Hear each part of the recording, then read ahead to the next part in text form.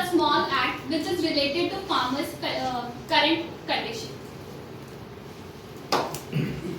Participants. So I would like to call all participants of our act. Please come. Sahil, Raj, Aryan, Neha, Uma.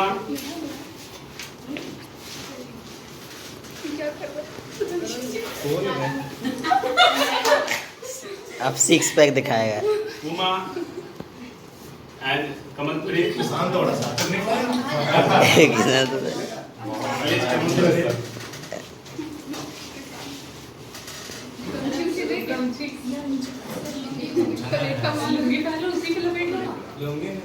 लूंगी साड़ी से बारह होती है।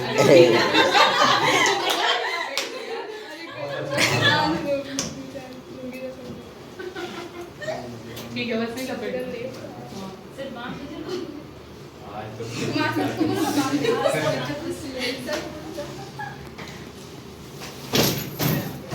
इसका फर्क कितना है? आपका क्या रोल है जाइए। हाँ नहीं। हाँ नहीं। अरे यार ये तो विधवा हो ले लो। बहुत अच्छा है।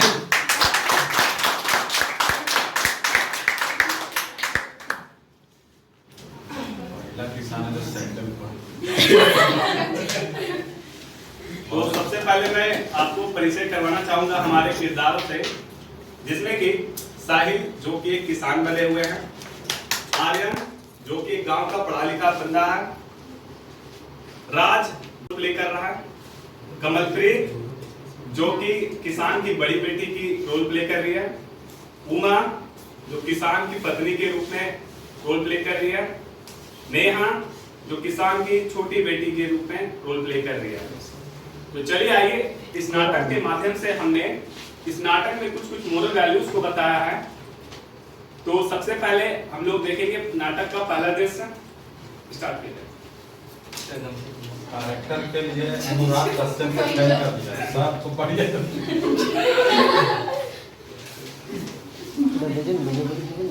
अच्छा था। चलो स्टार्ट। अरे बेटा कहाँ चलती है? हाँ बेटा वो थोड़ा साहूकार के पास जा रहे हैं। क्यों काका इस बार फसल अच्छी नहीं हुई क्या? इधर फसल में ओले पड़े इसलिए पूरी फसल खराब पड़ गई। अरे काका बैंक चले जाओ वहाँ से लोन अरे ले बेटा लेना। हमें पढ़ना लिखना कहाँ आता, हम तो ठहरे अनपढ़, हमसे तो फॉर्म भी नहीं भरा जाता। ठीक है, तो इस तरह से हम लोग का नाटक का पहला सीन अंत होता है। इस पहले दृश्य में हमने ये दर्शाने की कोशिश की है कि हमारे समाज में अभी भी जितने भी कृषक फार्मर्स हैं उनमें शिक्षा की कमी है। जिस शिक्षा के अभाव में उनको सरकार द्वारा दिए जा रहे लाभ का ज्ञान नहीं होता है। तो इस तरह से हम लोग देखते हैं नाटक का दूसरा दृश्य।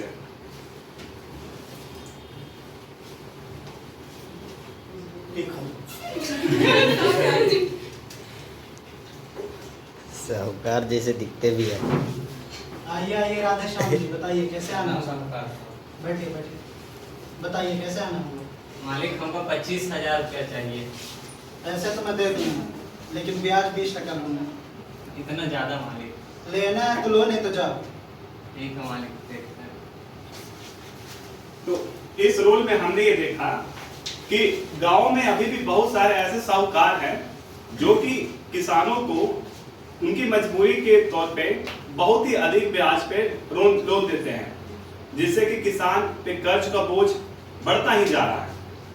चलिए तो हम लोग देखते हैं नाटक का तीसरा दृश्य। बाबा बाबा देखिए मेरी परीक्षा में कितने अच्छे अंक आए। मुझे भी रोहन की तरह अंग्रेजी मीडियम में पढ़ना है। अरे बेटी हमारे पास इतने पैसे कहाँ जो तुम्हें अंग्रेजी स्कूल में पढ़ा सकूं। हमने तीसरे दृश्य में देखा कि पैसों के अभाव में जो किसान होते हैं अपने बच्चों की अच्छी शिक्षा, अपने बच्चों को अच्छी शिक्षा नहीं दे पाते हैं, जिस कारण से ये किसान जो वर्ग है उनके बच्चे शिक्षा से वंचित रह जाते हैं। तो चलिए आइए देखते हैं नाटक का चौथा दृश्य।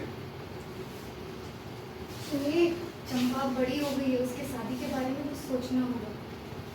और लड़के वाले इसके शादी के लिए पैसे इकट्ठे करने पड़ेंगे, और पैसे इतने पैसे हम कहाँ से लाएंगे, और लड़के वाले भी पैसे बहुत मांगेंगे, हमें ज़मीन बेचनी पड़ेगी।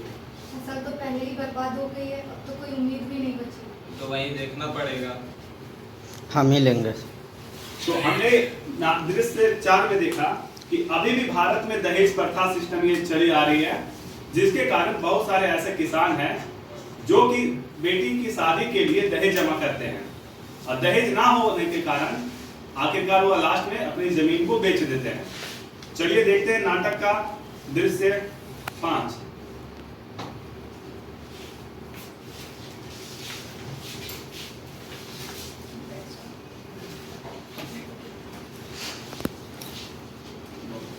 राधे श्याम जी, मेरे ब्याज और पैसों का क्या हुआ?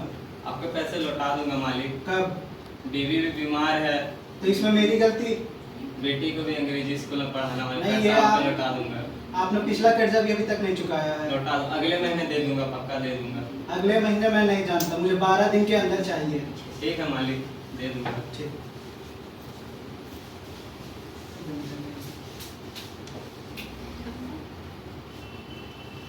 बीवी भी बीमार है, पैसे भी जमा करने, जमीन भी नहीं है। हे भगवान, क्या करूं? फांसी लगा लेता हूँ।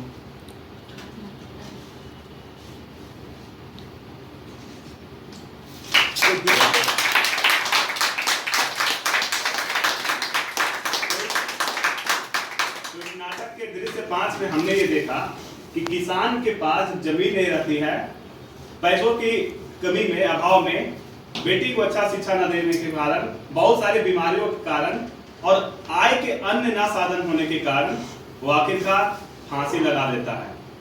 चलिए, धन्यवाद।